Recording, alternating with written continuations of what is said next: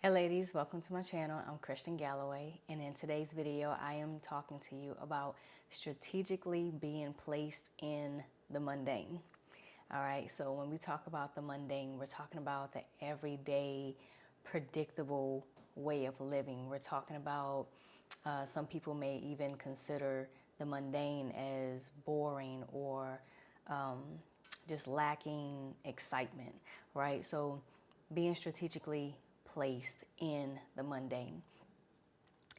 Have you ever been in a situation or a season where it seems like every day is the same thing over and over and over? Like you can predict what is going to happen tomorrow, and the next day, matter of fact, you can even predict what's going to happen the following week because it's the same thing over and over and over. It's just a constant routine, right?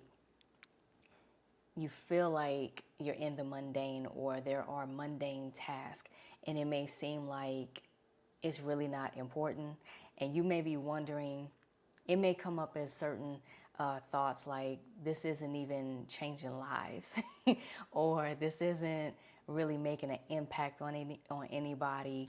You're just having those different thoughts, right? And the work is tedious.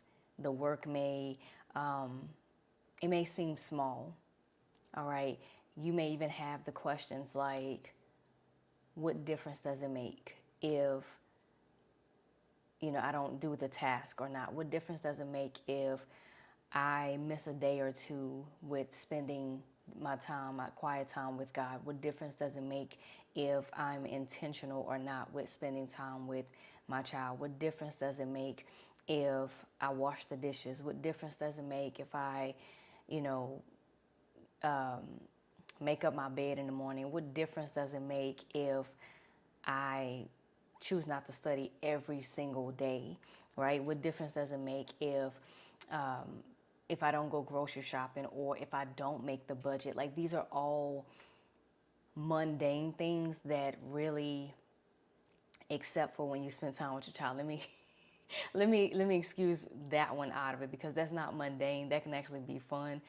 I know I'll be having fun. The kid in me comes out, but when you're in a season where you just like there's certain mundane tasks that really don't bring excitement, right? Making a budget, that's not exciting. For me, it's not, but it's necessary, right? Going grocery shopping when I rather just have Instacart do it, but that adds up. And so doing certain mundane tasks, we don't like it, but there's also something that God is wanting to teach us in it. And so in this video, I really just want to share some things that God has been teaching me, and then I'll share a transparent moment with you later in the video. But before we go into it, if you're anything like me and you've had a season or you've had a situation where you've experienced and you know what it's like to be in a mundane season or to do the mundane task every single day, then I want to share with you a story that's in the Bible. And these men, they also know what it feels like to experience the mundane, and then what they learned from the situation, what we can actually take away from it as well. All right, so I want to bring you to Luke chapter 5, verses 1 through 11. And it says, as the crowd was pressing in on Jesus to hear God's word, he was standing by Lake Gennesaret. He saw two boats at the edge of the lake. The fishermen had left them and were washing their nets. He got into one of the boats, which belonged to Simon, and asked him to put out a little from the land. Then he sat down and was teaching the crowds from the boat. When he had finished speaking, he said to Simon, put out into the deep water and let down your nets for a catch. Master, Simon replied, we've worked hard all night long and caught nothing. But if you say so, I'll let down the nets. When they did this, they caught a great number of fish and their nets began to tear. So they signaled to their partners in the other boat to come and help them. They came and filled both boats so full that they began to sink. When Simon Peter saw this, he fell at Jesus' knees and said, go away from me, because I am a sinful man, Lord. For he and all those with him were amazed at the catch of fish they had taken, and so were James and John, Zebedee's sons, who were Simon's partners. Don't be afraid, Jesus told Simon. From now on, you'll be catching people. Then they brought the boats to land, left everything, and followed him. So the first thing that I want to kind of set up the scene for you, kind of paint this picture so you can maybe pretend like you're there watching it, right? So you have Jesus. He is, getting ready to teach a sermon, right? And so you have the crowd that's pressing in, and Jesus sees these two boats, all right? The fishermen, they're actually washing their nets, and Jesus, he looks at the boats, he get into one of them, and he tells Peter, or he tells Simon to put out into the water just a little bit, right? Because he wants space. Like, give me my space, because the people, they were so hungry to hear from him and it was so many people that they could have smothered him. Like, he just needed some space so that he can speak and that everyone can hear him. All right. The second part is that when Jesus finished speaking to the crowd, he says to Simon, Simon, put out into the deep water and let down your nets for a catch. Let me explain the deep water. The deep water, matter of fact, let me come back to that. So Jesus says to Simon, he says, Simon, put out into the deep water and let down your nets for a catch. All right. Simon says, Master, we've worked hard all night long and caught nothing. I don't know about you, but the deep water, if you've ever been in the deep water, then you know. If you know, you know. Okay? The deep water represents out into the uncertainty of things. The deep water represents, let's think about the deep water. There's no walls, right? There aren't any walls in the deep water. There's no security in the deep water. You can't just say, I'm going out into the deep, and if things get kind of scary and I start going underwater, I'm going to hold on to something. What you going to hold on to? Right? There's nothing out there. So this is the beginning of Jesus, giving his lesson to Simon. All right. So the deep water has no walls. There's no security. There's no turning back. And to an extent, you have no other option but to move forward when you're out in the deep. Okay.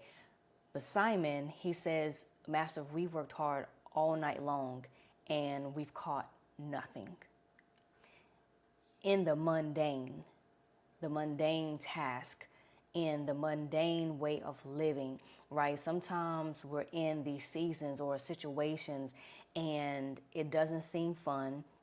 In fact, you have these moments where you feel like you're missing out. You feel like you're wasting time, or possibly you're wondering if you're wasting time. You may even be wondering, like, does God even consider this as something good, right? You might feel like you're not even doing something that's actually important or impactful. If we're being real with ourselves first and foremost. All right. So having these moments are real. Having these moments doesn't make you, doesn't say that you don't have faith or that you don't trust God. It's just a real moment. All right.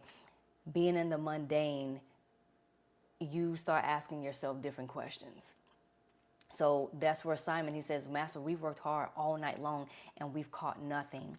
So in other words, he's like, Lord, I've been doing this for so long. You have to think about it. Simon these were professional fishermen. So they knew exactly what they were doing from a professional standpoint, okay? From a professional standpoint, they knew exactly what they were doing. And so he's like, I've been doing this for too long. I'm showing up, and let's put it in our perspective, from our shoes. I'm showing up. I'm doing what you told me to do. I'm doing the work. I'm still not getting acknowledged from my boss. I'm still showing up. I'm still being faithful. I'm still giving my time to this person. And it seems like they're not getting it, or it seems like I'm not appreciated. I'm still doing the work. I'm still showing up in my devotion time. I'm still praying for the same thing. I'm still doing what you're telling me to do, and I don't see any change at all. I'm still cooking and cleaning. I'm still raising the kids. I'm still making the sacrifices, and I don't see anything. Like, I don't see any change. That's where Simon is. All right. And if I'm being honest, I have been there, and this past week I have had a week of struggle, just being honest with you. So I know what it's like, how the Bible is describing this moment that Peter is having. He's tired.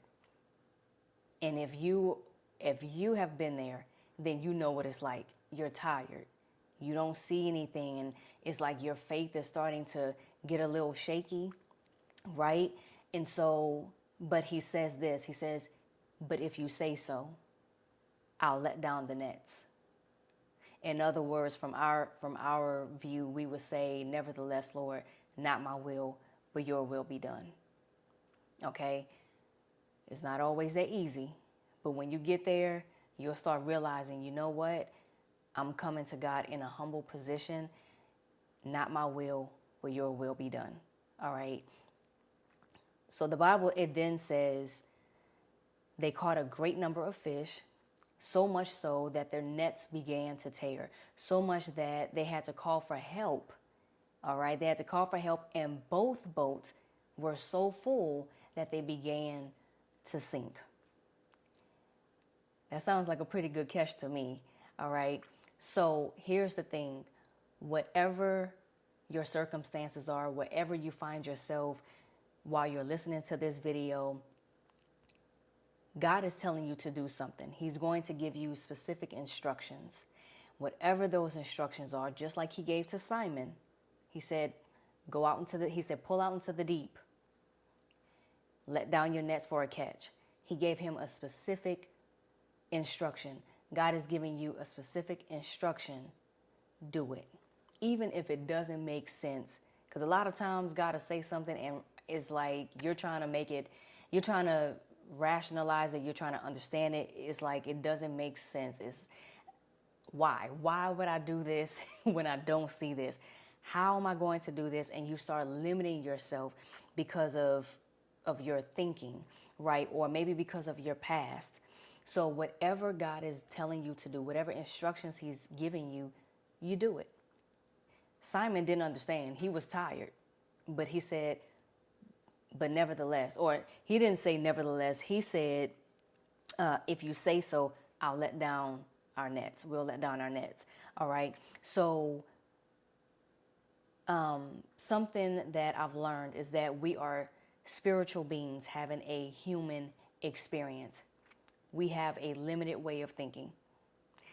And sometimes we don't see the full picture. Sometimes God doesn't even allow us to see the full picture. Sometimes he might give us this big vision and then we can follow through with it, but sometimes he doesn't. And so we, as our responsibility, we need to come to God in a humble position and say, okay, nevertheless, I don't understand any of this, God, but nevertheless, not my will. If you're telling me to do this, I'm going to do it, and do it to the best of your ability, and let God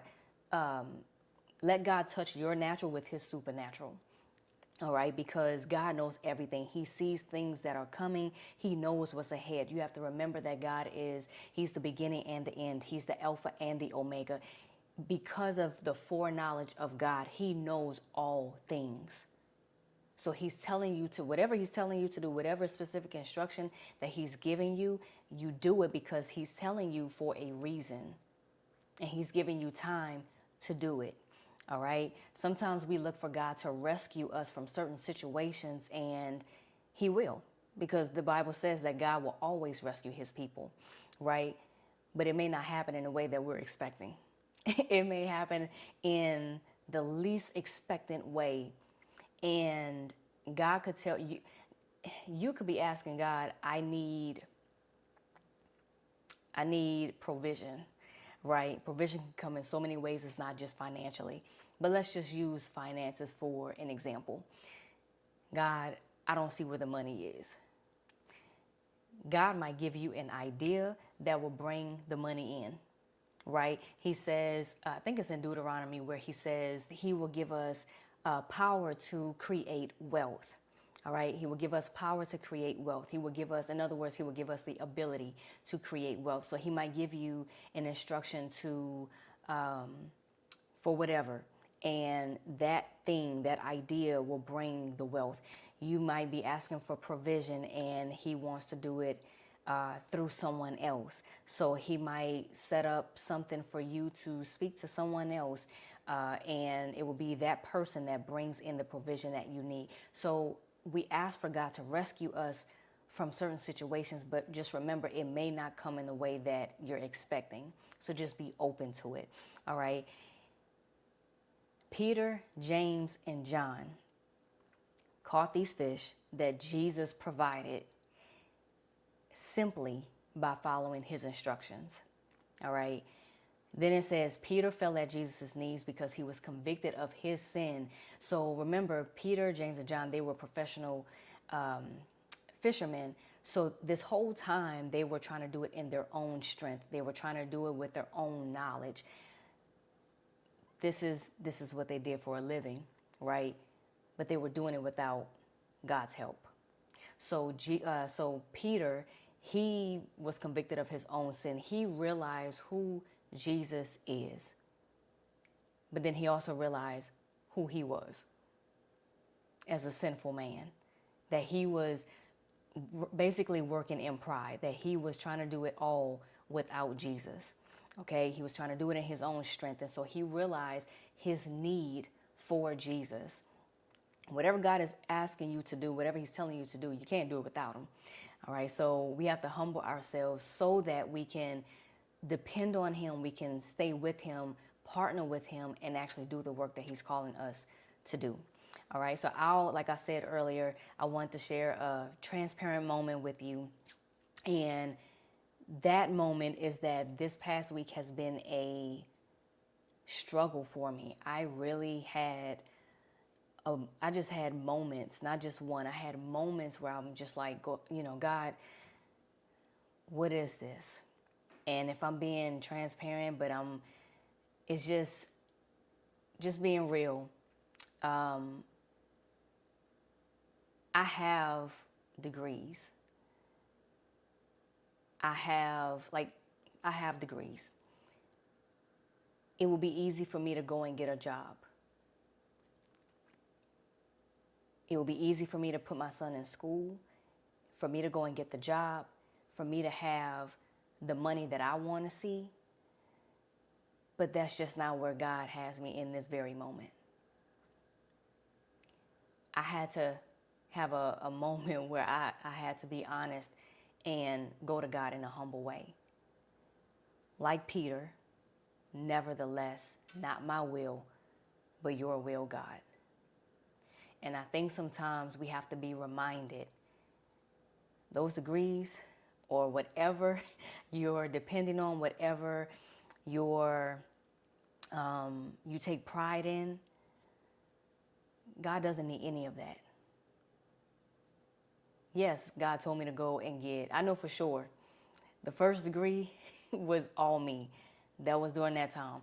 The second degree, God led me to school for that one. And I received more out of it than anything. I feel like God was sending me to school for me, if I'm just being honest. All right. But I had to humble myself before God and say, you know what? It's not about what I want. It's not my will. It's your will. Because you sent me to school to get the degree.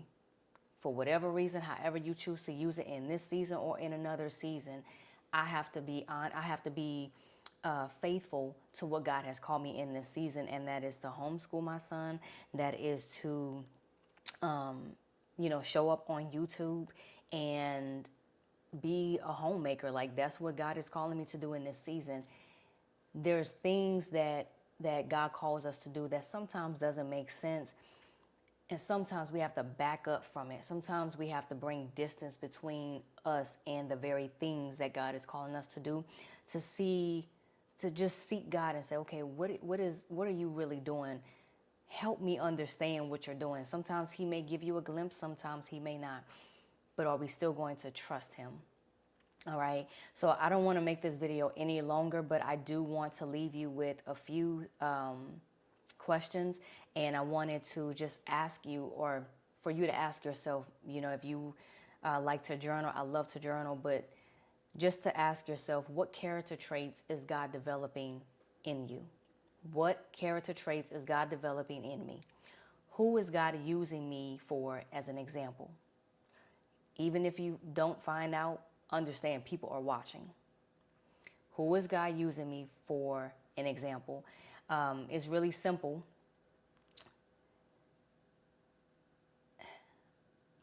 Let me take that back. Jesus keeps things simple, all right? He's into the small things. The things that we like to overlook, the things that we tend to skip over, that's the very things that he's into. He's into the details of things, right? The small things that make up the big things, our hearts, our minds, the shift in how we love people, how we share, how we practice humility, how we show compassion and spend more quiet time and lean in harder with God in our devotion time. Each day we're dying to self and being others focused. All right. And so the last thing that I want to share with you is Psalm chapter 66, verse 10 through 12. I'm going to read that to you right quick because it really helped me.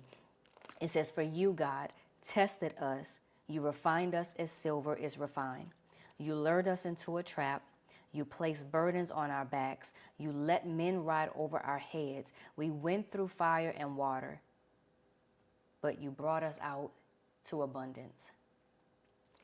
So I share that with you, and I pray that this helps you. I pray that this message gets to you at the time that you really need it, that it's a timely word for you.